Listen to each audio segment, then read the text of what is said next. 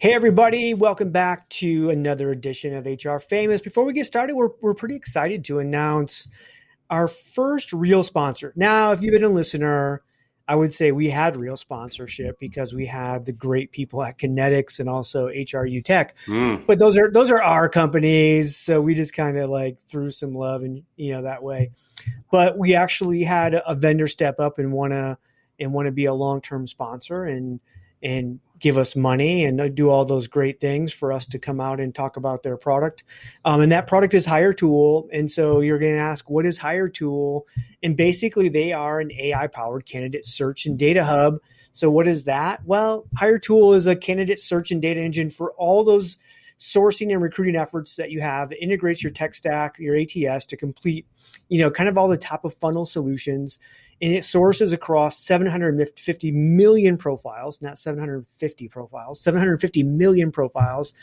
And it engages and sends out personalized campaigns and rediscovers lost profiles within your ATS, which I think is one of the largest ROIs in the market right now for any kind of recruiting technology.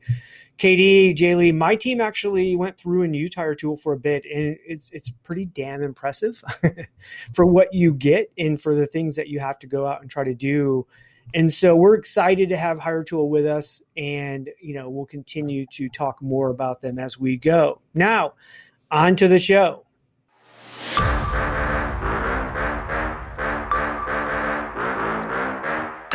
Hey everybody, welcome back. It's HR Famous. I'm Tim Sackett, and I'm with my great friends, Chris Dunn and Jessica Lee. You guys, how are you doing? What up, what up? Doing good. It's a beautiful day in paradise. Nice. It's gray. It's really gray here, JLee. Like I had to turn on all the studio lights. KD comes in with like depression mode. It's really gray here. I'm not depressed, but it is gray here, JLee. It's gray. I'm wearing all black. Hey, Jay, did Beck get a new tiger painting on his wall? Oh my gosh, yes. I don't want to talk about it. I like it. Is it a poster? Even more obvious. I mean, I'm not ashamed that I work out of my son's room. It is what it is, but it just makes it even more obvious that I'm not in my Pottery Barn living room, my Crate and Barrel living room, as Kristen has maybe referred to in the past. I am in a toddler's room. I think I referred to it as Z Gallery and Pottery Barn had a love child, and it was JLee's living room. Hey, just curious, JLee, as I look in the background, I love the new tiger picture. Is making the bed like optional now for your son? Because I'm surprised. Making the bed is optional for all people in our household, except for my husband, who likes to make the bed right before he goes to sleep because he wants to get in a bed that's made, and I don't care. So it's optional. By the way, Jay, I've read some stuff that it's actually healthier to not make your bed because of dust mites. Because if you make the bed right after you get out of it, and then there's like moisture in your sheets, and then you lock it in, and dust mites thrive in that. So if you leave it open, it dries out, and dust mites don't thrive as well. That just sounds. That's what I've heard. It does sound super gross, but it's just reality of life, right? That sounds like it's brought to you by like the Coalition for Achievement, right? like there was a nonprofit organization that said, "Hey, we're tired of the achievers, and we're tired of all this hustle. Like, let's get it done today," type stuff. So they just came out with a white paper on that. Don't make the bed. Don't make the bed. Why? So as we sit here and talk about JLee's background, are we sick of like the virtual backgrounds yet? Like I was on a call the other day with somebody, and it looked like they had this amazing, it looks like they were sitting on this amazing deck overlooking Los Angeles. I was like, and again, and it was a person that probably would have had that view that I was talking with. So I was like, wow, I want to come stay with you. And it was a virtual background, but it was so good of a virtual background you couldn't even tell. I was like, that's pretty amazing. But some of these are ridiculous. Friend of the show, Jim D'Amico, he has gone overboard on the virtual backgrounds. He had one the other day where he was sitting like on a train and had like stars around him, but it literally looked like he was sitting in the train. You know what's good is I work with someone who took a picture of his cube and then he made that his virtual background. So you're like, it's so confusing. He's like, it's my cube, but I'm not in my cube. And I love it. I think it's brilliant. That's a lot right there. Hey, Tim, we had a recruiter candidate who I had passed on as part of my network, and he showed up in the full background of the hiring manager at Kinetics alma mater. Love it. Brilliant. Full on. Like not only colors, but also a picture of the mascot there. And I asked our VP of Ops, I said, did you get a picture of that? Because I would love to have a picture. She didn't.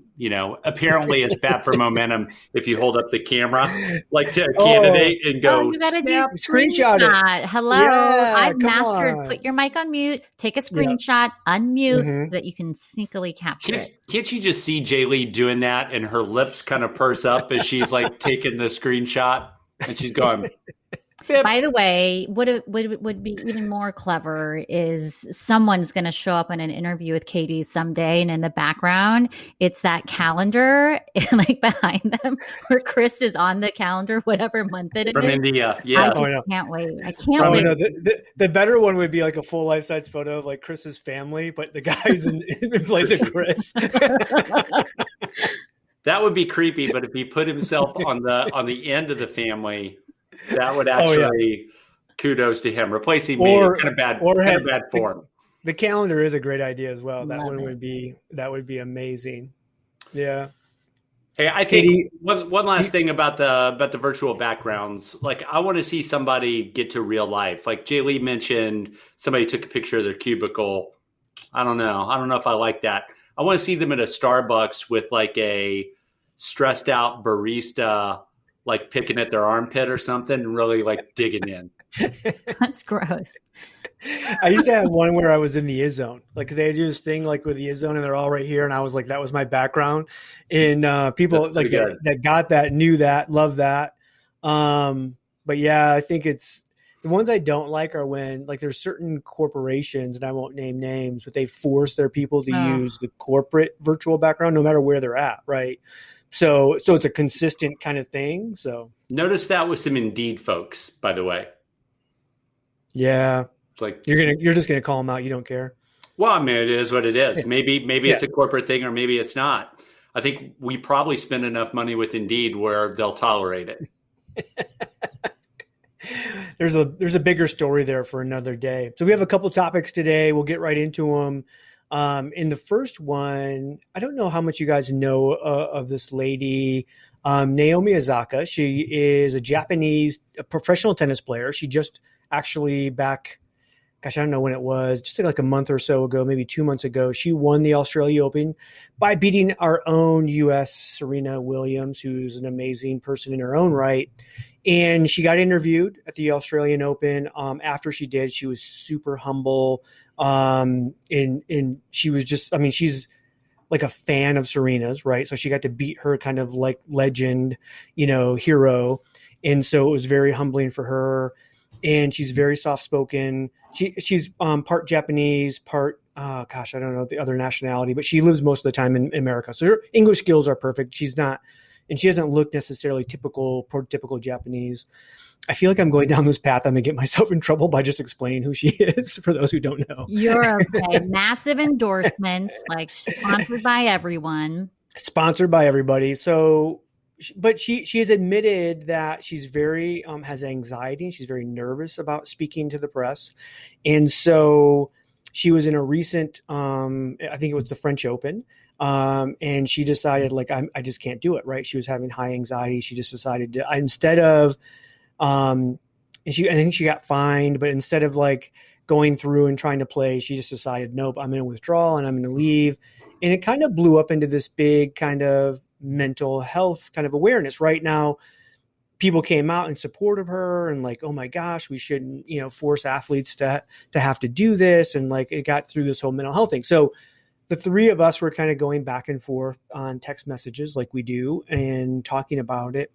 And so we wanted to kind of talk about it here on the pod. And JLee, I'll start with you because I think what we finally came to this thing is it's one thing if you're a professional athlete, if you're a celebrity, if you're one of these really high profile people.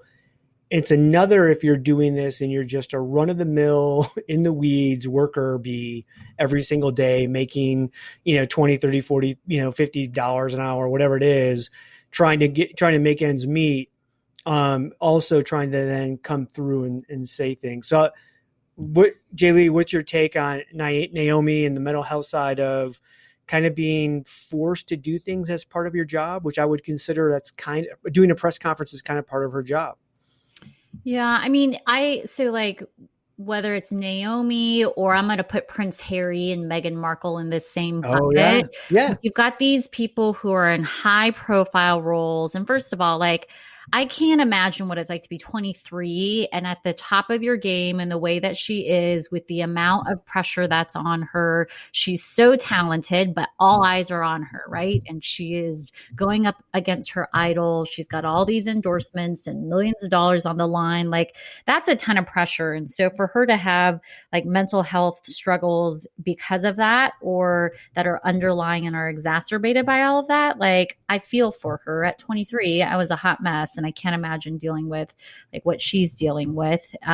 So for her to come out and say that she's got these challenges, or Prince Harry, I think we've seen some things recently, or Meghan Markle, I think it's great for them to come out and share these things, but they're in a different league, right? That's not your everyday Joe Schmo, white collar or blue collar worker. And it's this weird dynamic for me of it's great for them to try to normalize it, but they're not normal inherently. They're not normal, and we can't do the same things that they do. And so it's a tricky thing. Yeah, I do think professional athletes, celebrities, like Prince Harry and Meghan Markle and people like that, they've gotten to the point where they've made so much money that they really don't, because of their skill set, whatever that skill set might be, right? Naomi's is tennis. She's an amazing tennis player. So she's going to win a ton of money playing tennis. Now, she can also probably double her income or triple her income by doing, promotions and sponsorships and all this stuff. But she doesn't necessarily have to. She's going to be a multimillionaire just by being great at tennis. And so her saying, hey, I'm not willing to put on the dog and pony show doesn't really matter to her. And it doesn't matter to people like LeBron James and people like this either. They don't have to. Again, I think the economics of it will finally catch up. Back in the day, I think you saw movie stars, athletes, they would go to the local car dealership commercial, right? Because they didn't make enough money to really to really live the lifestyle that they wanted to, especially with the fame that they had. KD, what's your take on this when it comes to just the normal in the weeds employee that feels hey, Naomi doesn't have to do something, I shouldn't have to do it either because I have anxiety? Well, I think normalize is the right word, and I think it's really healthy. I think a lot of us who, maybe, were in the camp 5-10 years ago that everybody needs to harden up. I think a lot of us has grown in that area, and we realize that this is a real thing. The danger, as I think both of you have kind of pointed out, is you normalize this. And I think for me, a couple things stick out. First of all, we should have an eye on this as a company.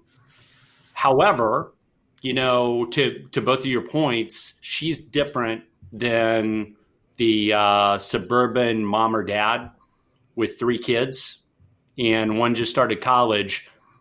I think my challenge on this is I want to protect the normal people from opting into something if they don't have to, right? So it's a bell curve. I think with mental health, you've got 10% of the people who probably are in a real struggle. You have 10% that aren't, that are just Teflon. And then you have 70 or 80% in between where the struggles kind of come day to day. And to JLee's point on normalization, she's not making the rest of this point necessarily, but when it gets normalized, people can opt in to saying, I can't do this. And the world moves on. It's dangerous for them. So I want them to have the help. I think we have to support them as a company, but it's dangerous for the rest of the world. I think all of our awareness needs to grow, Tim and JLee. But to both of your points, being able to opt out is not a normal part of the world of work. Hey friends, Marnie Robbins here, host of Vibe Makers, a podcast now on the Work Defined Network. Look, we all know workplace culture doesn't come from a slide deck. Gross. It comes from people. So on Vibe Makers, I talk to the folks shaping the experience of work from the inside out. You know, the HR and people ops folk, founders, leaders, and misfits building culture through small bets, big beliefs, and a whole lot of trial and error. No fluff. Well, maybe a little fluff, but mainly just candid talk about what happens when you stop duct taping your culture together. Come check us out. Listen to Vibe Makers wherever you get your podcasts. Well, here's where the rubber meets the road is when, as HR leaders, HR pros, it's the accommodation side, right? It's like, because all of a sudden we go, oh, wait a minute, this person has a mental health issue. We need to make an accommodation. But if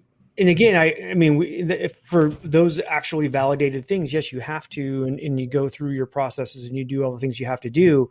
My question is when you go, oh, I hired somebody to be voice of the company, PR, whatever it might be. And then they come and say, oh, hey, by the way, yeah, I actually don't like being on camera.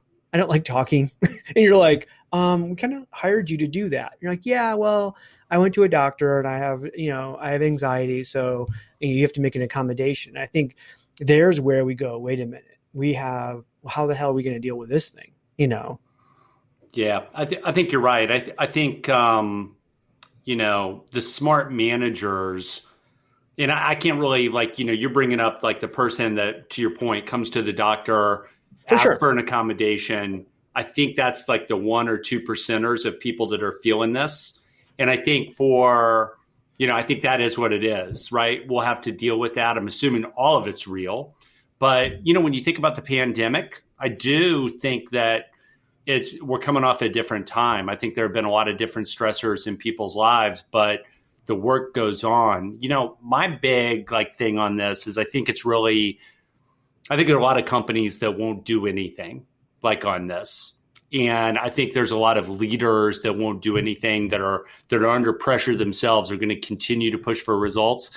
I think really the sweet spot on this is smart managers of people do little things incrementally on a daily and weekly basis to understand how their people feel and to take a little pressure off of them. I think that goes a long way for them to get through whatever they're going through. I think it's really up to managers of people to really look at this hard and understand, out of my 5 people, I've got 2 that are teetering a little bit and seem like they're really struggling, trying to release that pressure to get it from tank on empty to tank half or even a quarter full, get it back to some sense of normalcy. Go ahead, Jay. I really like what Chris is saying. I think part of it is also modeling and demonstrating a bit of grace and empathy for what someone else might be going through without even knowing what they're going through. I think about moments where, and we've actually talked about this in the past, with Brene Brown and being vulnerable. But I do think about moments in the past where I've had to either share after the fact, you know what, I was going through something tough, and I want you guys to know the reason why I was offline that day or whatever is because of A, B, and C, or guys, I'm going to have to take the afternoon because I got to go deal with this thing in my family or whatever. And I think the more you can demonstrate and drop the hints to show it's okay, we all deal with this stuff, and that it is I might not have a mental health issue that I know of, but being able to demonstrate some of that and drop the hints and give people room and space, I feel is part of it too. People need to know okay, if I am going to miss this thing or I can't show up or produce for this particular thing, I might not have to disclose to you that I have anxiety or I have depression or whatever, but that I'm going to be given the room and latitude to take the break when I need to, I think is important as well. Hey, and by the way, just to jump in on that, I agree with everything you said, JLee. I'll give both of you an example from the life of Chris Dunn. One little thing on stress and anxiety. I am incredibly blessed, right? So I think I have a lot going for me. I'm just blessed. However, hashtag blessed. Hashtag blessed. However, during the pandemic, I used to work at least half the week from home and then half over in Atlanta or a little bit less. That used to be my thing. I used to get this natural disconnect from the home office. And it got to the point where I like to work. And every time I get bored, guess what I do? I work. And it never stopped to the point where, I'm like lucky enough where I've got another place I can go, and I used to work there. And now I try not to even carry my laptop to that other place, because I'm just trying to check myself and get away from it. So I think this whole pandemic thing has done a +1 on everybody. And even though I'm blessed and I love to work and I love the grind, I've kind of caught myself and I'm like, F that. I can't do it. When I finally get away from what that new place of work became, I can't do anymore. It's not healthy. And I felt better even getting a full day away from just being the environment where I work, which is this beautiful home office that does not have a tiger print that all of you see behind me. Hey, I do think there's a trap to this mental health kind of thing. For one is I saw a tweet from a sportscaster, a famous sportscaster that has said, basically it was very short and sweet. It was welcome to the death of the press conference. Right. Mm. And his push being, hey, this isn't about Naomi and her mental health issues and stuff like this. This is about athletes who the press conference is all about explaining your performance. Right. And we do the same. Part of the job. Part of the job. You're going to be questioned about how you performed in certain times, blah, blah, blah.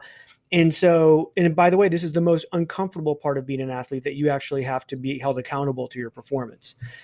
We have the same thing with employees, right? While 90% of your employees want to work their butts off, want to perform great and bring it every single day, the 10% who are underperforming will find mental health excuses and say, oh, I have anxiety, this is why I can't perform. And that's the trap, right? That's the trap we fall into, which makes this such a hard topic to really discuss and try to determine, what do? We want to support people who truly have mental illness in every way we can.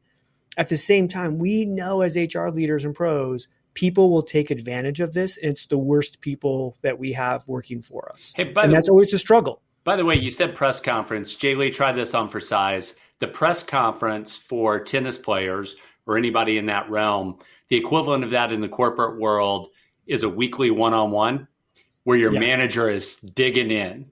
Yeah. The manager that's committed to the one-on-one, and it's there every day or every week at least. And you got to go there for 45 to 60 minutes and they're going down their checklist.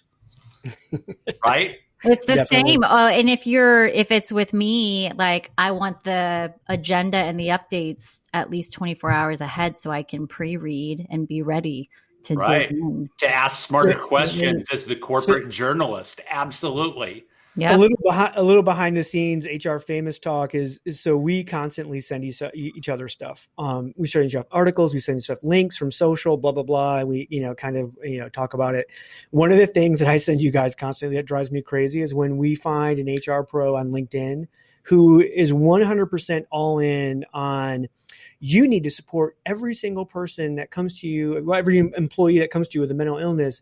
And if you don't, you're a complete piece of shit, blah, blah, blah. And they just go off, right? And you're just like, wait a minute, are you an HR person? Because we know, yes, of course, you're going to support someone that truly has a mental illness. We also know that we have employees come to us that are completely trying to get away with shit. And we have to dig in and ask questions. But they're going, you should never ask a question, or you should never question somebody on this. And you're just like, did I fall into an alternate universe? What do you mean? We should ask questions on this stuff. That's our job. That's what someone's paying us to do. Okay. I'm going to get us out on this one fact.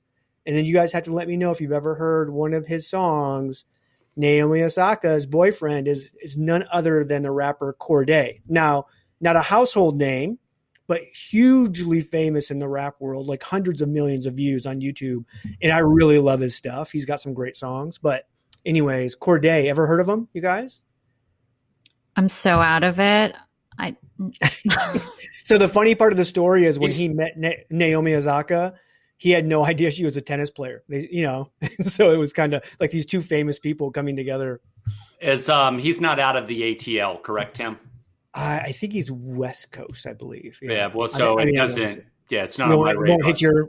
Yeah. All the good stuff comes through Atlanta. Everybody knows that.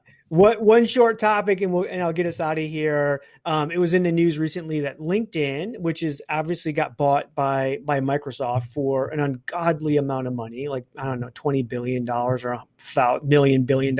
Who knows? It was way too much. LinkedIn went out and bought and spent $5 billion to buy the virtual, events platform called Hopin. Have you guys used Hopin? Yep. Maybe like they all seem the same after a while. Transaction. So I think like over the pandemic, I've already used Hopin like 6 times. Shout out to a friend of the show, Craig Fisher. He's a big Hopin guy. Knows how to use it very well for TalentNet Live and some of those things. I'm not a fan. Like it seems clunky to me. The UI seems like someone just threw it together way too fast. There's like a green room feature where they go, nope, you just sign in and as a speaker, you're in the green room and then all of a sudden you'll be in your speaking room, or you have to go into your speaking room and then you can't tell who's in there with you. Like it just seems weird to me. Again, maybe it's just my own personal thing of how I do webcasts. JLee, how have you used Hopin? What did you think? Well, for us mere mortals who are attending events as an attendee and not as a speaker, who are looking for the green room with where are the things that were on my rider to show up and be a speaker, for us mere mortals who are just attending something, I actually like it. I think it's a pretty good platform. Like I found it intuitive as an attendee of an event. I personally like the user interface, but that all said, like, I just want to get back to in-person events. I'm not trying to attend some virtual thing where I can multitask and do other things while I'm listening to a speaker. I want to be in person. I want to have I want to get some swag in a convention hall with exhibitor booths. I want to go to some happy hours. I want to fly business class somewhere. So for all those reasons, it's nice Hopin, but I'm over it too. So LinkedIn purchased Hopin. By the way, I have to comment on the swag thing because I threw away 4 pens this week. Like I literally like writing and like how it runs out of ink, and I'm like, God damn it, throw it away. And then each one of them has like it's like Monster, Career Builder, Beamery, whatever. Like every like vendor that you have a pen from. And now you have to buy more pens. I'm like, I need to get back to conferences. I'm running out of pens. Anyways, so LinkedIn bought them because they're like, virtual conferences are here to stay. They're not going. So they spend $5 billion to be all in on the virtual conference space. And I'm like, I'm with you, Jay. Like, I'm like, no, I want to get back to real in-person conferences. Virtual conferences suck. They suck as a speaker. They suck as an attendee. They suck. Now, again, if you can't travel a lot, you don't have the money to travel. Is it a way to consume some virtual content that you would get on person? Yeah. And I think conferences are going to make that jump. And KD, I'll get your opinion to it. That they're going to say, hey, before KD, and all 3 of us have spoken at a lot of conferences, they would like, there was no way they wanted to do virtual. Or if they did virtual, it was like just a very little bit, just a taste to get people hooked so they would come to the conference. But now I think they're all going to go, yeah, we have an in-person option, we have a virtual option, and it's just the way it is. And that we're going to go with this kind of moving forward. KD, are you ready to come back to in-person conferences? Kind of. It's like, I don't know. It's like, I mean, obviously the big winner is the founder and the founder or founders, and also the venture capital private equity. So Hopin raised $40 million in the middle of 2020. And then by the way, their platform looks like they only spent $40 million on it. Then they raised, get this. So then later on last year, they raised $125 million at a $2 billion valuation. This all like smacks of Yahoo. Well, of many things. I'll give you one. Yahoo buying Tumblr, right? Yeah. Which at the time, get this. This will blow your mind. Tumblr was bought for $1.1 billion. And LinkedIn just bought this for $5 billion. I mean, correct me if I'm wrong. Crazy. It's live webinar and a kooky like social graph and rooms that about a quarter of the people use who show up. No, the valuations of some of these companies are off the charts. Off the charts. Eightfold, which I sat at HR Tech 3 years ago with their CEO at a bar, and it was like him and like 8 employees. and we were talking about Eightfold and this tech they were building. I was like, this is amazing. This is great stuff. Just recently, they were valued at $2 billion because of the amount of money they've raised. It's insane. I'll say this. I feel better for whatever like employee base Hopin has to get it done, to get like a strategic acquisition done with LinkedIn rather than do what, for example, HubSpot did, which is go to IPO, because generally more people in the company make money when a strategic acquisition happens. So shout out to them. Look forward to seeing all of you live at an event soon. Yeah, and we have SHRM Talent, SHRM National HR Tech Conference all coming up in SHRM Talent's end of August, and SHRM National and HR Tech are in September. Every one of those is going to be in Vegas because Vegas was, of course, the first, kind of city to open up for big conferences. So we will see a bunch of people there. I'm sure the HR Famous crew will be out and about at a lot of those events. All right, guys, I'm going to get us out of here. Make sure you check out Hire Tool, everybody. Go get a demo. It's pretty cool. For Jessica Lee and Chris Dunn, I'm Tim Sackett, and we are out.